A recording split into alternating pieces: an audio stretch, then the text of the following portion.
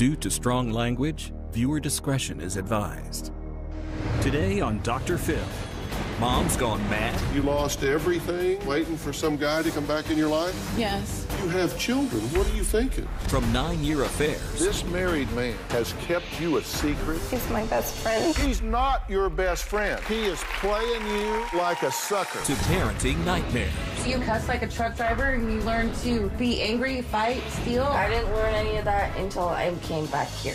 I know what I need. Maybe a mom isn't so crazy. You say, she's outrageous. She's outrageous because you are outrageous. Let's do it. Why don't we stop all the drama, stop all the fighting, and let's go get you better. Here we go. Have a good show, everybody. If I can help get this family back on track, are you willing to do that? Pretty free. Take it. This is going to be a changing day in your life. From a two-time pregnant mistress to a mother who insists her 15-year-old daughter is destined for a lifetime spent in jail.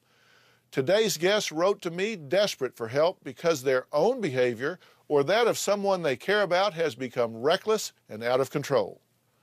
A few months ago, I spoke with Rachel, who admitted that her parenting style of spoiling her daughter, Isabella, rotten and allowing her to make her own choices had backfired badly. I'm a free-range mom. I gave my daughter a lot of freedom, and I spoiled her to the core. And now I've lost total control.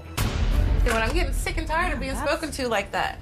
Dude, you're rude. She calls me a stupid tweaker bitch, stupid-ass bitch. You're a piece of Just any derogatory name you can say to your mother, it'll come out of her mouth. Oh, whatever.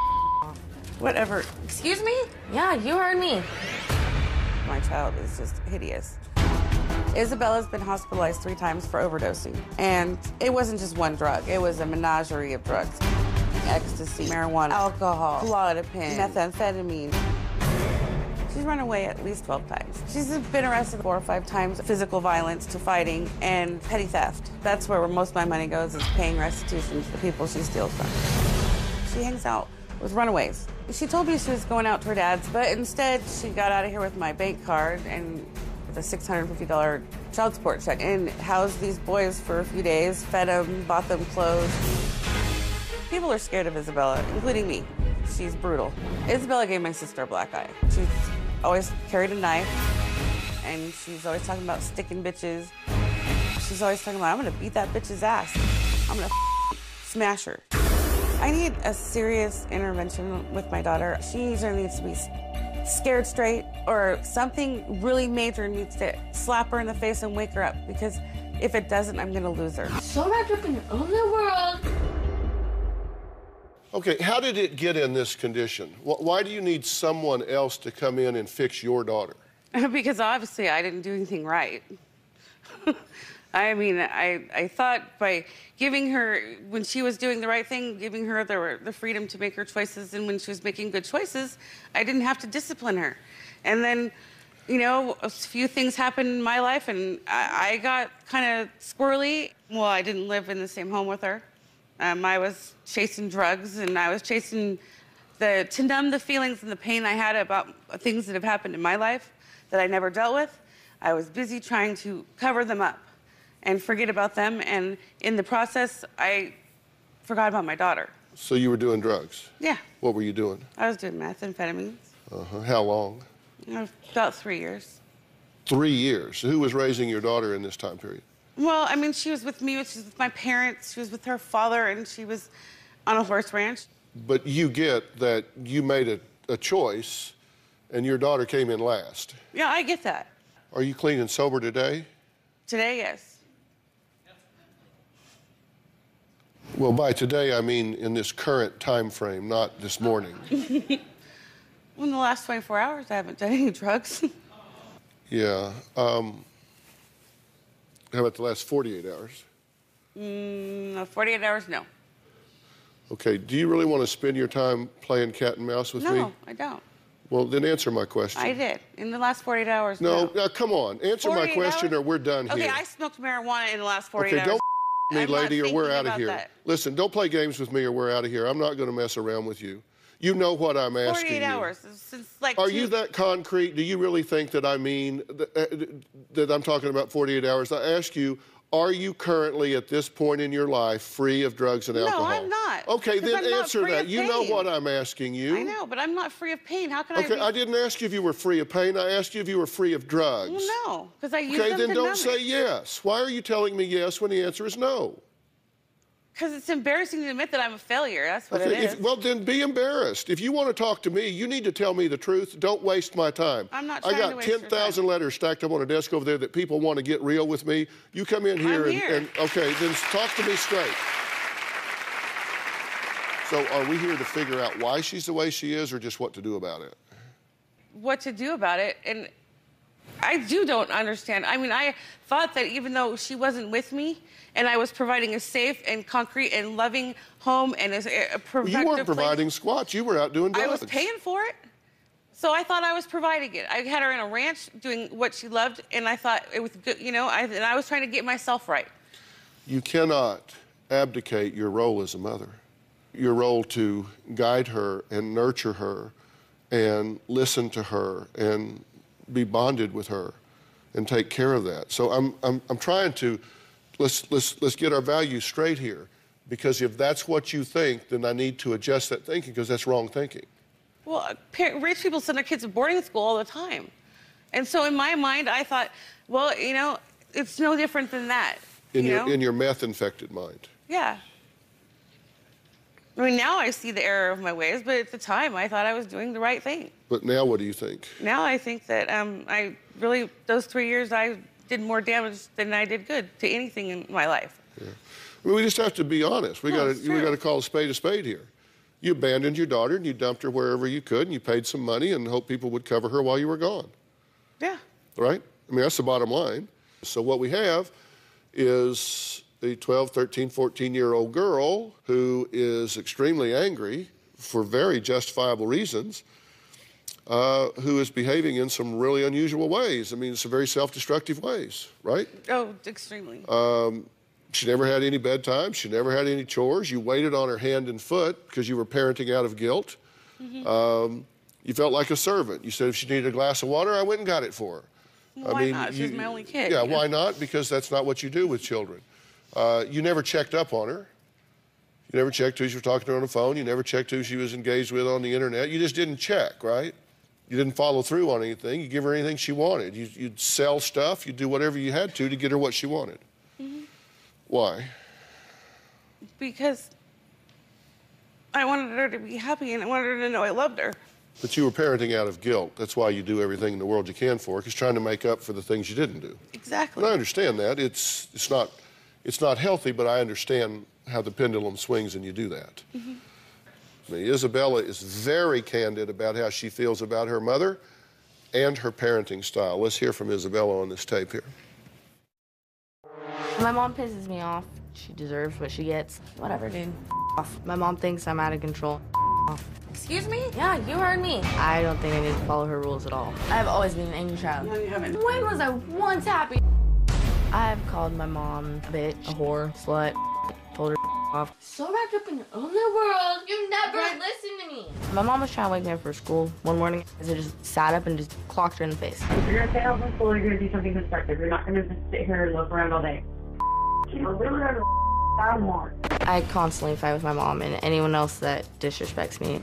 Rude. I'm rude? Yeah. I've called teachers bitch, piece of shit, off. One teacher ripped my headphones out in class and I was like, bitch, don't touch me. And I just walked out of the classroom, didn't even finish my test. One teacher told me I was gonna live in a cardboard box and be on welfare the rest of my life. I told her, well, my cardboard box will be bedazzled and sparkly. This 7th grader pushed my friend and I took her by the back of her head and just smashed her face into the wall. I didn't feel bad at all. I've stolen hair dye, makeup, food, cell phones, jewelry. One time I panhandled. I threw my hair up, rubbed my makeup so it looked like I'd been crying. You know, the sad look on my face like, help. I made like $800 that day. I don't really care if I get in trouble because my mom doesn't punish me at all. She lost her chance to be a parent completely. Well, we're going to meet Isabella in a little while. Next, after a surprise house call to Isabella, you're going to find out why she says her mom not her, is the one that needs fixing.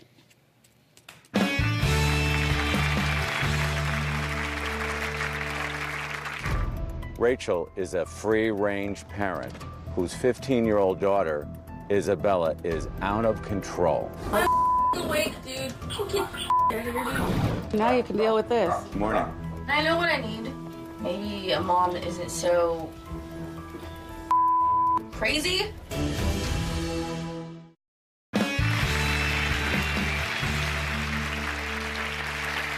Well, today we've been talking about how your parenting style can directly result in how your child functions in the real world as an adult. Now, Rachel admits that spoiling her daughter Isabella and giving her total freedom to make her own choices has backfired, and backfired badly. So I enlisted a good friend of mine to help me get to the bottom of what's happening with Isabella. Dr. Charles Sophy is a board-certified adult, child, and adolescent psychiatrist, as well as a family practitioner. Let's take a look at what happened when I asked Dr. Sophy to make a surprise home invasion. Rachel is a free-range parent whose 15-year-old daughter, Isabella, is out of control. She sent me this clip. Oh, whatever. Whatever. Excuse me? Yeah, you heard me. I'm getting sick and tired of being spoken to like that. Dude. Mom has no idea how to control this child. What's going on? Well, you know, I'm getting ready to go get her up for school. I just can't handle this nasty, evil tongue and mouth, and, well, you'll see. Is she usually this nasty every morning? Pretty much. I'm going to be listening, so when you need me, I'll just jump in. Okay, thank you. Well, I'm gonna get up for school, baby. I'm awake, dude. Get dude. It's starting to heat up. There's lots of cursing. I think it's time to go in. It wasn't how you can deal with this. Good morning. Isabella, Dr. Sophy. Hi. I'm from the Dr. Phil show. You need to start caring about something. Like are you? what? Like, what matters in this world isn't just what Isabella wants, it's what Isabella needs. And I know what I need. Maybe a mom isn't so crazy. We're going to deal with this stuff. You got to be real about your feelings, honest, because Dr. Phil's got to be able to help you guys figure out a plan and a roadmap of how you're going to bring yourselves back together as a parent and a child. That's all I want. Yeah, I mean, I would like for her to be able to understand me. She's like constantly right there in my ear. Back off a little bit and let me explain to you what I've learned since I have lived with my dad. Well, you learn not to go to school, to cuss like a truck driver. You learn to be angry, fight, steal. I mean, those aren't things that... Actually, I didn't learn any of that until I came back here. When did your dad kick you out? I was like, right for my 15th birthday. Why wasn't she living with you? Because I wasn't here. Where were you? I was trying to get myself better. Meaning like you were in rehab, you were in a hospital, or you were in the No, streets? I didn't go to rehab. I can't afford rehab. I went to my grandma's house and stayed there for 6 months. How long have you been sober? What? Tell the truth. If I never grabbed a urine right now, would it be positive or negative? Probably positive. Well, I don't think marijuana is the biggest evil in the world. Nobody's talking about evil. We're talking about sobriety. Do you use? Not anymore. So if I took a urine from you, it would be negative. Hopefully. I mean, listen to the two of you. Who's the parent? Who's the child? It's a good question. You're a child still. And you need to be going backwards into being a child and let her be a parent. If you don't feel she's capable of caring for you, then we've got to help her get stronger to be a strong parent for you. Are you interested in any of that? I am. I mean, if she really thinks I'm that out of control, which I don't understand why she thinks I'm out of control. Look at your walls. This is not okay. These are all displays of intense anger. That's why we're going to the show, because you've got to learn how to go back, be a kid. You don't want to be an adult. Be a kid. And then be a kid, because this is what happens. That's what I keep trying to tell her. You don't want to end up like me. Okay, we'll see you down there. Are you really angry? Do you have a chip on your shoulder? Yeah, I am. What about? Multiple things. I'm always in a mood that you can get me pissed off easily. And it always comes back to the fact that I'm always mad at her. Because those 3 years that she wasn't around, I didn't really know what I was supposed to do, because I didn't know she was going to come back for me or not. Did that make you upset? It hurt that I didn't know if she was going to come back or not. Yeah. Did you two ever talk about it? No. Never. Doctor, come on, what's going on here? I mean, I think the bottom line is she's still a little baby. And she needs to be loved and protected. She's out doing everything that's good for her. She's panhandling, she's feeding herself, she's supporting Boys on Your Dollar.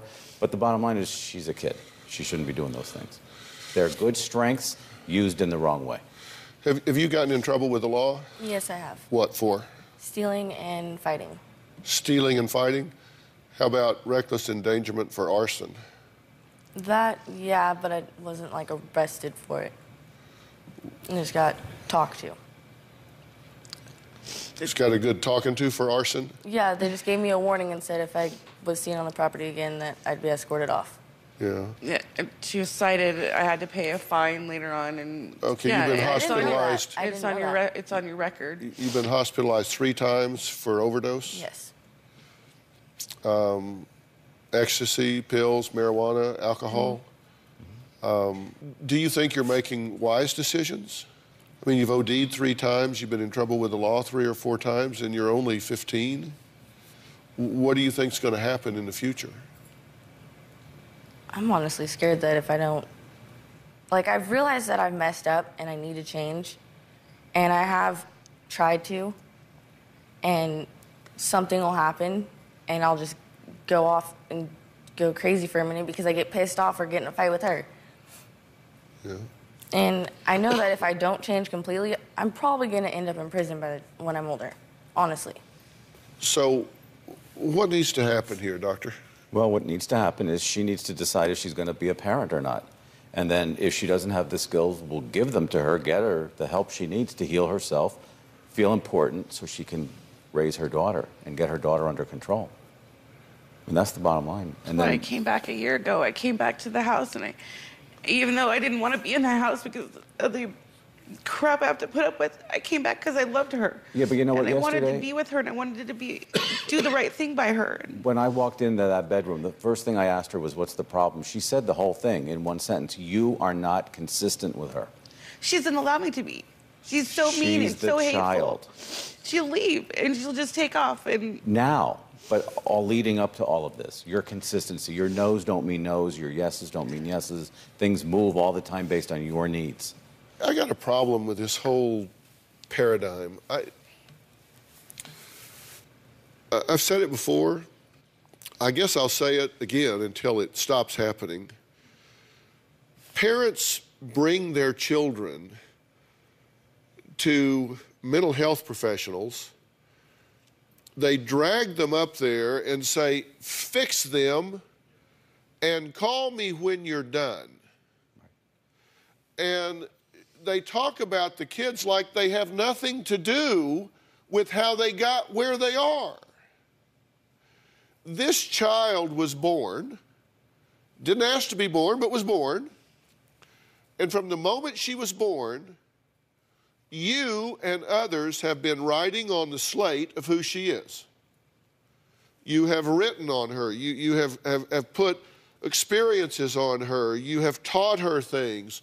You have created who she is. But yet you say, she's just outrageous. Somebody fix her. She's outrageous. I never talk to my adults or people the way she talks to people. She's outrageous because you are outrageous. I get that. But I don't think you do. you know what? I provided all sorts of opportunities for her. She had, you know, I thought that even though I wasn't, my head and my heart weren't healed and right, I thought I was trying to at least do the right things as much as I could. I didn't know I was screwing up so bad is all. Do you now? Yeah. Then why are you still defending it? You want to spend your time here defending it? I just feel horrible. Well, what you need to be asking is, you know, Dr. Phil, Dr. Sophie, can you help our family? This is a family issue. We could work with her till the cows come home and get her pristinely solving problems, pristinely looking down the road with a great strategy, put you back in the situation. I guarantee you'd screw it up before the sunset. I agree with you completely. So we have to deal with you as well. But you need to stop letting the tail wag the dog. He says, be consistent. She won't let me. What? That's the tail wagging the dog. You have to step up and be an adult and be a parent. And part of this is upstream management. You have to be willing to say, look, what I'm doing is not working for me. I keep putting myself in harm's way. You have to be willing to forgive her and yourself, and her and yourself, and let's start anew. And we can do this by bringing you guys in some professional help for your family. You're being really immature and stupid, but so is she. We need to help both of you. But when we do that, you need to show up and you need to listen to what is said, because I want you to graduate from school, have a nice career, do the things you want to do, instead of winding up in a jumpsuit in a jail. Yeah. Let's build on the strengths and work this out. But you've got to own it and say, I don't have parenting skills. I miss those things, and I'm willing to learn to do that. And we're going to stormtroop this thing and help you do it. With help, will you give this an honest second chance? Yes, I will. And will you Of course. give yourself and your daughter a second chance? Of course. Well, we're going to follow this and keep you guys posted on what happens. We'll be right back.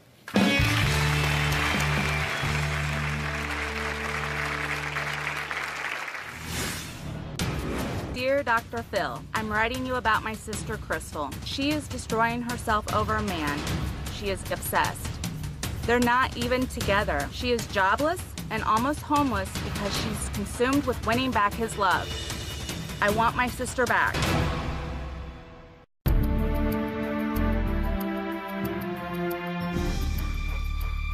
Today we're talking about what to do when someone you love's behavior becomes dangerous, reckless, and simply out of control.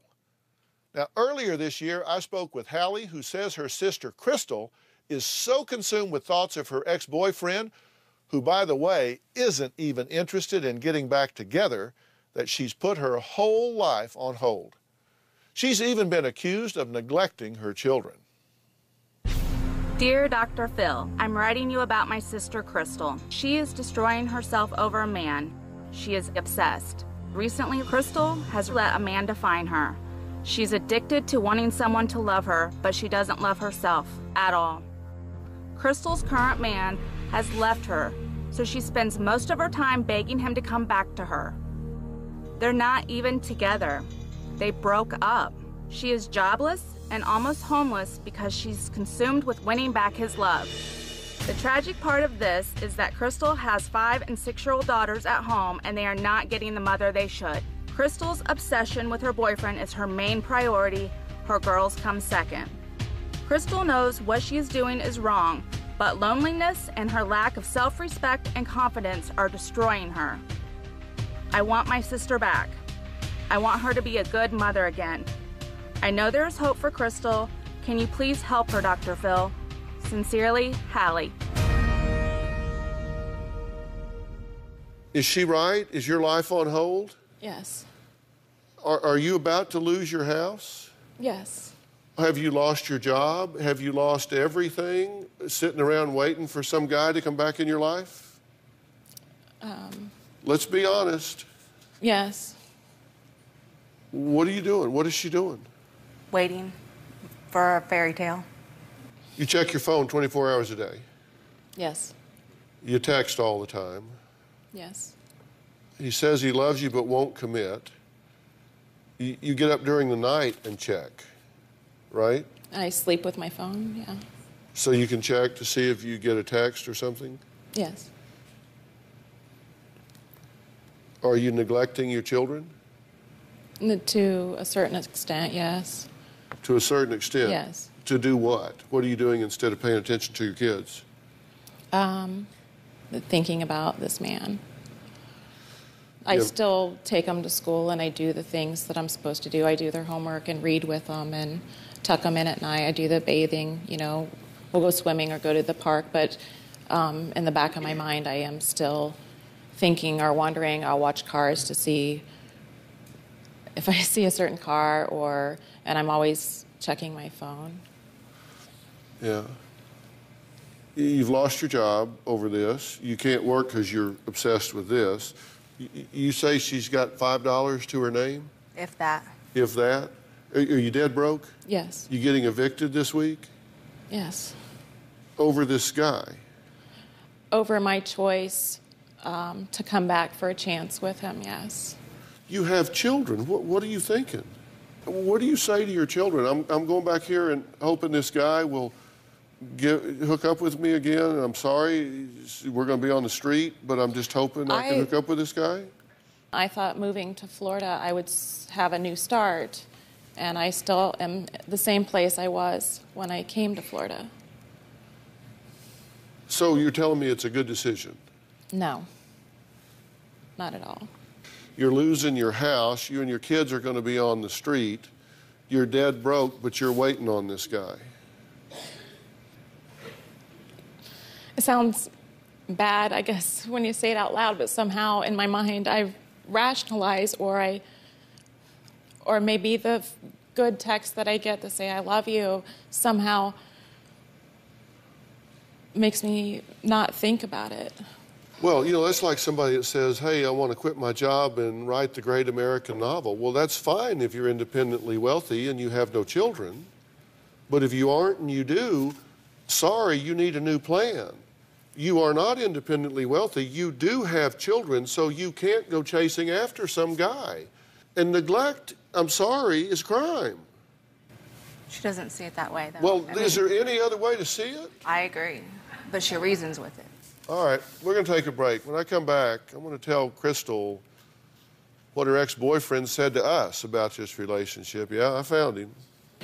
She may be surprised. We'll be right back.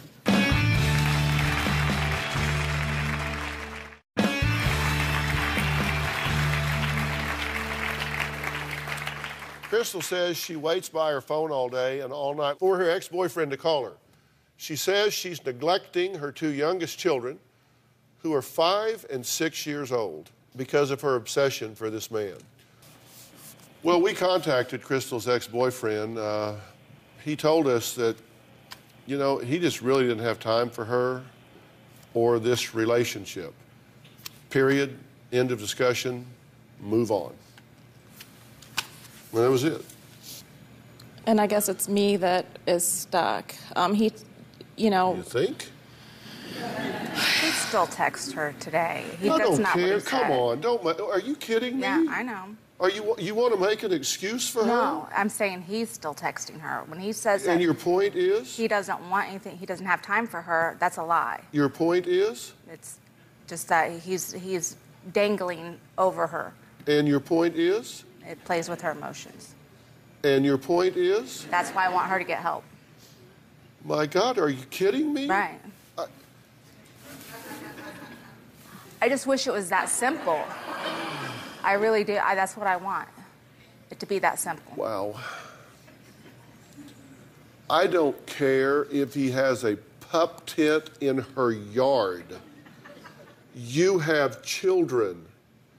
Get a job, get a house, get a life, do your job, raise your children, feed them, clothe them, nurture them. Take care of your children. If you have some guy that you're obsessing about, doesn't like you, wake up, move on, work on you, get some pride in yourself. At least stand up for your children. Do you understand something? Do you understand that the incidents of abuse and molestation of children with a non-biological male living in the house, unmarried, is 33 times normal? Do you hear what I just said? You are putting your kids at risk. There's just so many things wrong here. You need to just decide that your children are your number one priority, and that means putting your needs aside for a period of time, getting a stable home where your children are the top priority. They're fed, clothed, bathed, taken care of in a stable home, however modest it may be. They are loved and cared for on a stable basis, day in and day out. And then you start looking for a stable relationship. But they don't move into that house. You don't give them access to your children.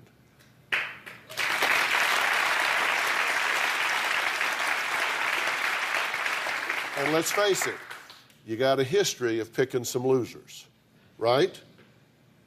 You got a history of picking some losers. So let's not do that.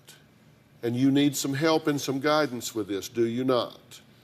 You need somebody to help you navigate this terrain. If I get you that help, will you take it? If I get you someone that will say, okay, let's sit down and make a plan here. Let's help you get a life plan for you and these children. Will you take that help? Yes. Because you've lost your way here. Do you agree with that? You have lost your way. You've lost your self-esteem. You've lost your self-worth. Your judgment has gone by the wayside. And your children are paying the price for it. So let's get our bearings back here, okay? I'm worried about these children. I love them very much. I'm going to get you a female counselor, somebody who's going to help you with some women's issues here, empowering you as a woman to stake out some things that you need to embrace. We'll be right back. We're going to get this.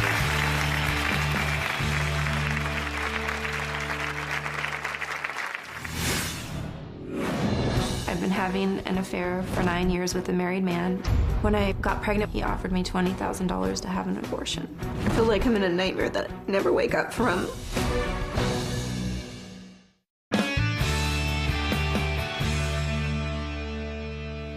Today I've been speaking with guests who are turning in their loved ones for reckless and out-of-control behavior.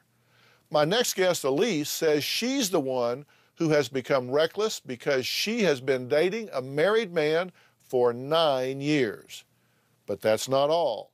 She is currently 5 months pregnant with their second child, and she is tired of being a shameful secret.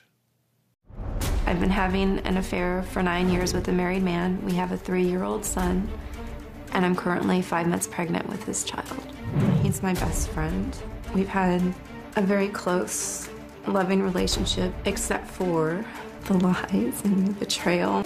He keeps us a secret. When I got pregnant with our first child, he offered me $20,000 to have an abortion. When I got pregnant the second time, he didn't want the baby. He said I was destroying lives by having it. I feel completely devastated. I've tried to end it, and I just can't seem to let him go. The fear of losing him makes me panic. It makes me feel like I can't breathe. I feel like I'm in a nightmare that I never wake up from. Let me be sure I've got this right. This married man has kept you a secret for 9 years. And so you thought it would be smart to have 2 children with him? Well, logically, no, it's not a very intelligent thing to do, but it didn't seem, when we're talking about it now and hearing it, I didn't think of it like an affair, like it was that big of a deal. I felt like a real relationship. So maybe it isn't the smartest thing to do, but I'm here. This is where we're at. I mean, it's taking it from the step forward. You've been with him for 9 years. You have 2 children, 1 and 1 on the way. Right. So you'll have 2 children with him. And he's still married. Yes. And was it this child that he tried to buy you off for 20 grand? No, my son. It was your first child. Offered you 20 grand to abort that child. Yeah. Why did he offer you money? I have no idea. Maybe he thought that it was an incentive. I mean, I don't really know, given our situation. Wow. So you're in this relationship with this guy, and y'all are in love. Well, I'm in love. And he says to you, okay, I'll give you 20 grand if you'll off this kid. Right. Did that sound like a loving exchange to you at the time? No. Did that insult you? Yeah, I told him I was going to get a restraining order if he contacted me again. Yeah. But you didn't. And he did. And so you knew that and you got pregnant again. Correct. On purpose? No. I was just kind of asking that rhetorically. You say no. How did you not get pregnant on purpose? Are you on birth control? Yes. And you got pregnant anyway. Mm-hmm. What did he say this time? He left. He went back to her. Are you still seeing him? I have been trying not to have contact with him. But you are. How long ago did you see him? Last week. Look, I understand, and it kind of summed it all in one sentence that you said to me. You said, I know what I need to do, but I don't have the strength to do it because I do love him, even though he's treated me as a shameful secret. Right. So you do love him. And what does that mean to you when you say you do love him? What does that mean? He's my best friend. He's my everything. Mm-hmm. I just, I admire him. I just can't imagine not having him in my life. I don't know how to say it more than that. He's everything to me. No, that helps. And how would he answer that question about you? I don't know. I mean, he tells me, it's not like he hasn't been loving towards me or tells me that he loves me and I'm the most important thing in his life, but realistically, somebody doesn't treat you like that if they love you, and I know that. So what are you studying? Clinical psychology. You're a PhD student. Yes. So we could have the Dr. Elise show. I don't know. I have a lot to work to do, I guess. Yeah. So what would you tell me if we had our roles reversed?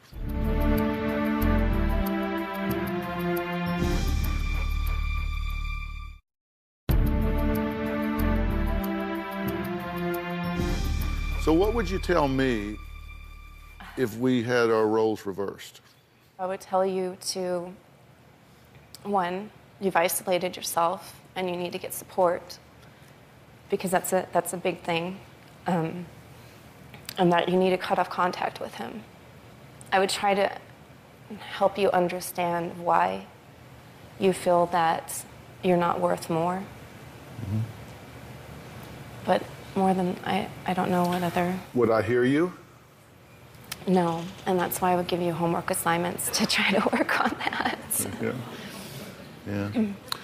Well, that's not bad, actually. Not bad advice, right? Not bad. I, on the other hand, am not nearly so civilized, and I think you need to kick his dead ass to the curb, okay? He is playing you like a sucker.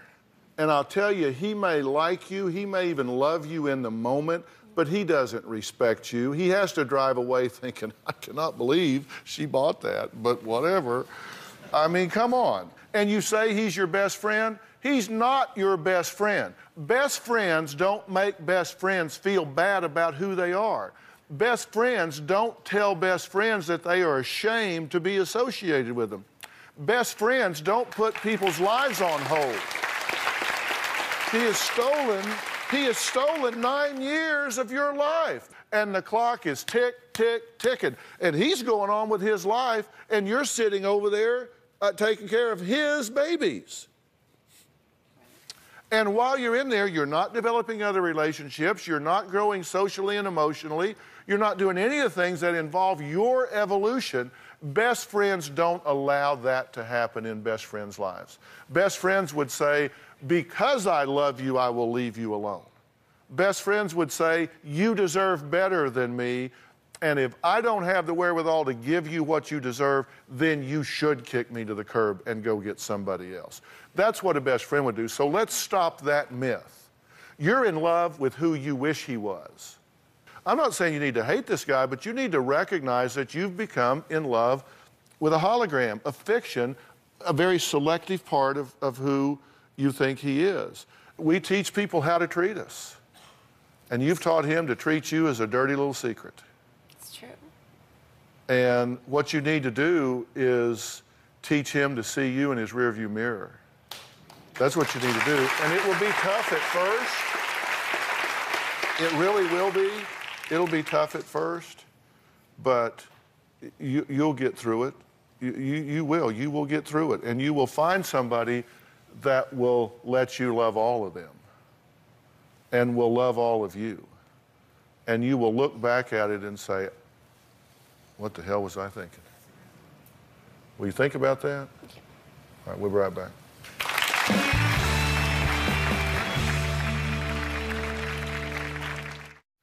It's never easy watching someone you love become reckless and destructive with their life. It can feel overwhelming, even paralyzing, especially if you don't know what to do. But there are steps you can take to try and offer help. Above all, listen to understand. Don't reject them, even if you disagree. You don't want to criticize and you don't want to attack. Bring in people who can help, counselors, support groups, maybe someone from the church. Give positive feedback to them on real terms. Don't fake it. I want to thank all of my guests today. I really appreciate you being here. We'll see you next time.